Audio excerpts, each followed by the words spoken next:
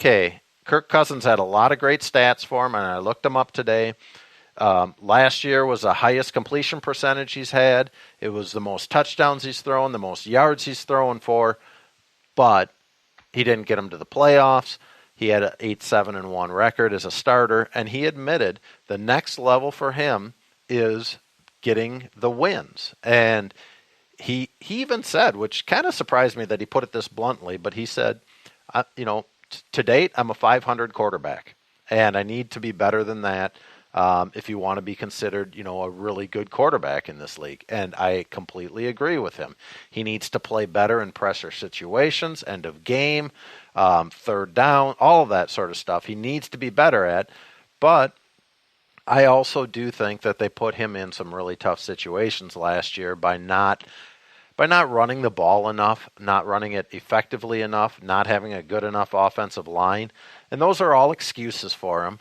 But ultimately, when you're the guy that's taking up, whether it was last year, I think it was $25 million salary cap hit. This year it's going to be 29. Next year it's going to be 30. I mean, if you're taking up that kind of salary cap, you got to be able to accept the responsibility when things aren't going your way. And I wanted to see more out of that from him in the second half of the season. Didn't. And I was glad to see him own up to it or hear him own up to it a little bit today. Yeah, and one thing I asked Jeff Diamond on a show was when Kirk gets up there and delivers that kind of message. We saw a little bit of that after the Week 17 game last year. He basically got up there and he said, hey, I appreciate you guys covering me and covering us and covering me and asking questions that allow me to speak to the fan base on it. It's like, for someone we've only been around for a year now, is he saying the right thing because that's who he is, or is he saying the right thing because he's smart enough to say the right thing?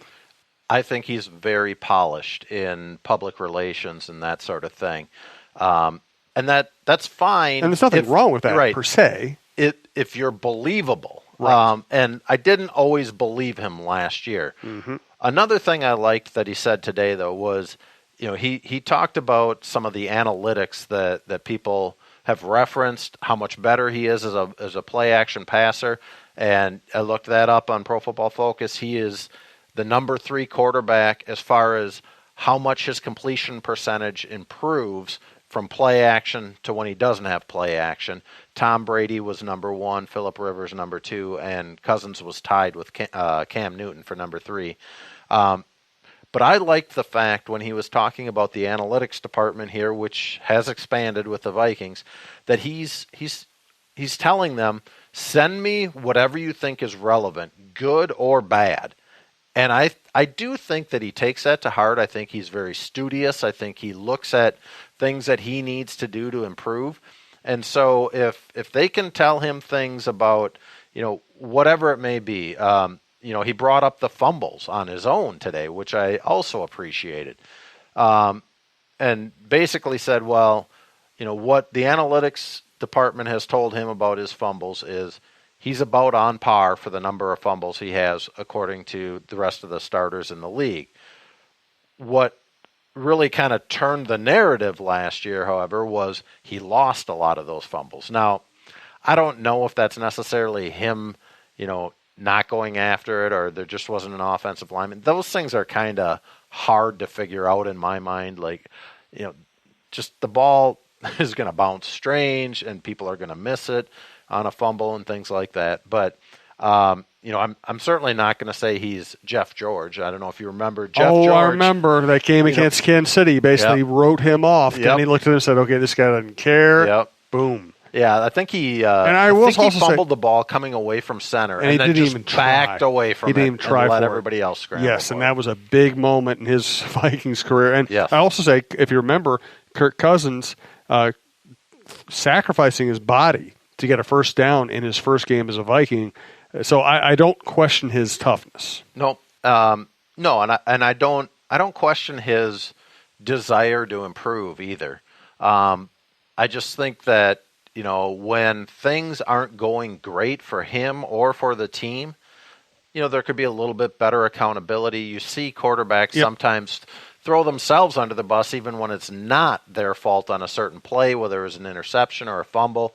But, I just think that's what teammates would expect out of a guy who's, playing the position that's supposed to be the leader on, for sure, the offense, maybe the team, and who takes up the most salary cap space. So, I think there's definitely room for growth with Cousins. And if he continues to be accountable, then I think that, that's a good thing for him, for, how the team gets along and for how teammates perceive him, where, they know that if they make a mistake, he might accept the blame for that and not really throw them out there under the bus. Absolutely. Hey, thanks to Tony Hoaglund, Hoaglund, your State Farm agent in Champlin. Work with him via text, app, email, phone. Makes everything easy. He handles my insurance, handles Michael Russo's insurance. Check him out, Tony, Hoaglund. Hey, Minnesota sports fans. This is your local State Farm agent, Tony Hoaglund. I need you all to ask yourselves this question. If you're in an at-fault car accident and you are sued for $700,000, how much of that $700,000 will my current insurance company pay? If you are unsure or can't answer all $700,000, you need to give us a call. State Farm has been number one in car insurance since World War II and number one in homeowners insurance since 1964. For a no-obligation review of your current policies, call us at 763-421-4900 or check out our website at www.champlininsurance.com. So, some injuries in June. Are any of them significant, or are any of them affecting battles for positions right now? Well, the one that I found most interesting was David Morgan for a couple of reasons, and really the tight end position in general, because just as Kyle Rudolph signs his extension, all of a sudden the tight end position is shorthanded. Now, as you said, it's June. Most of those guys should be back by training camp. But, when you have Irv Smith, Tyler Conklin, and David Morgan all out, that leaves Rudolph and a couple of guys who you may not even expect to make the roster taking the majority of the snaps. Might affect how they, had to run things during this minicamp. Morgan, to me, though, is going to be interesting because if there is one guy that's sitting out of minicamp right now with an injury that, looks to be a little bit more significant, I would say it's him. He's even walking around not looking the greatest, and I think it's a knee injury, and I don't know that it's taken to the level of needing surgery, but if it would, now all of a sudden, okay, well, you've got Rudolph and you've got Irv Smith, but that opens the door for Tyler Conklin to be a little bit more of a weapon on this team, and I think he can be in the passing game, but if David Morgan isn't ready anytime soon, or for the start of training camp, maybe even the start of the regular season. And this is all speculation. I have no idea how serious this injury is. I'm just going off of how he's moving right now. David Morgan's a really pretty good run-blocking, pass-protecting tight end. In fact, he's the best of their tight ends on this team. And so that could affect them. And when you have an offensive line that's trying to come together and get things right after last season, I think that's kind of a big deal and maybe a little bit underplayed at this point. Interesting. Who's looked good? Chad Beebe, Jordan Taylor, Alexander Madison, their third-round running back, just kind of looks like he's confident, like he knows what he's doing and he belongs. So I think as he gets more used to this offense, and frankly, we got to see more of him once you can start tackling and hitting in training camp and how the offensive line looks in front of him. Garrett Bradbury has really stood out to me. He is everything that I saw in the several games that I viewed of him at North Carolina State. Really, really athletic for a center, a guy that can be put in a disadvantageous position and turn it into a strong position. So if he's asked to make a block that you wouldn't expect a lot of offensive linemen to make, he's got the athleticism to just flip it around and make that block, even if it's a really tough ask. So I really like what I've seen out of him. Defensively, one of the guys that stood out to me is their 7th-round cornerback, Chris Boyd.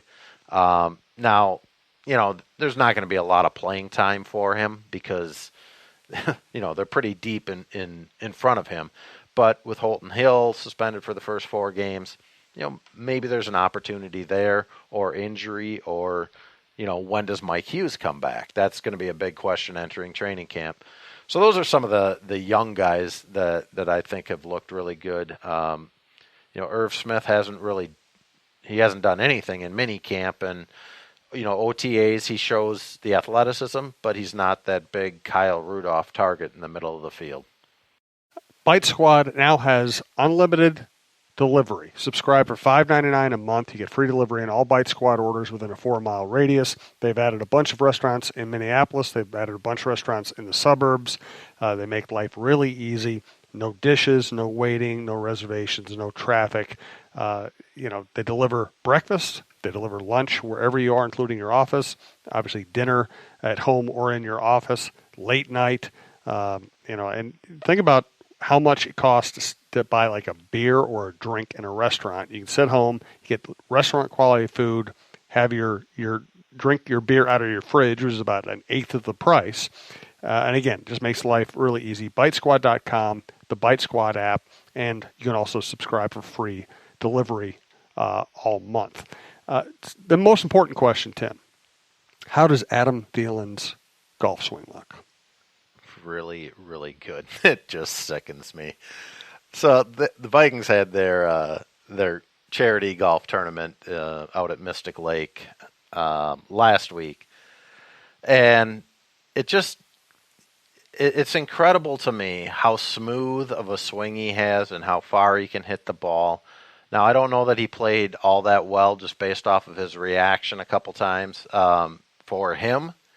But, just talking to him before he actually went out, he said that he actually went down and played at Augusta. And I don't know if that was last year or if that was this year that he played. I saw him at the Masters a couple years ago. Yeah, but so I don't know when he played. He said, no, I didn't play very well one round. I think he said 84, but he played better the second round, and he played from the pro tees for the second 9 of his good round and shot a 77 there, which is, that's incredible for a guy that's not a pro, not, aspiring to be a pro. The guy's got it all. He's really made himself into kind of a folk hero here in Minnesota, a local kid. And he's started his foundation, starting to do more work there, holds a youth camp and as well as a camp for, kind of the elite high school football players, trying to help them out. And I'll tell you what, when you asked me who's looked good, I automatically went to the younger players on the team.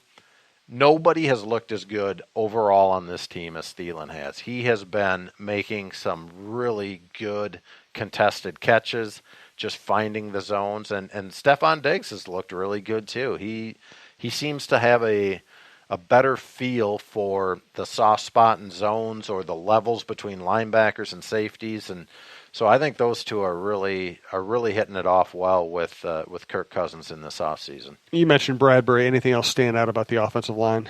The one thing that has really surprised me is Drew Samia, their 4th round pick. I expected him to come in and probably compete with Josh Klein. Maybe you get a look at him at left guard with Elflein. To me, Elflein is set as their left guard. Saying that, I expected Samia to be able to compete with Josh Klein at right guard, and to this point, he's been almost exclusively a third team right guard. I think he's got a lot of technique things that he needs to work out, just as far as balance, footwork, and all of that sort of thing. So I am not expecting at this point Samia to make these tremendous gains and all of a sudden they get into training camp and, there he is competing for the starting job. To me, at this point, I would say the offensive line is pretty well set as far as their starters go, and you're going to have Riley Reif, Elflein, Bradbury, Klein, and Brian O'Neill, and I think it's going to take a lot for Samia now at this point to get into that competition for right guard. Interesting. I do a lot of radio hits around the state, and I'm always getting asked, who's the backup quarterback going to be? I keep on saying, I think it's going to be Mannion.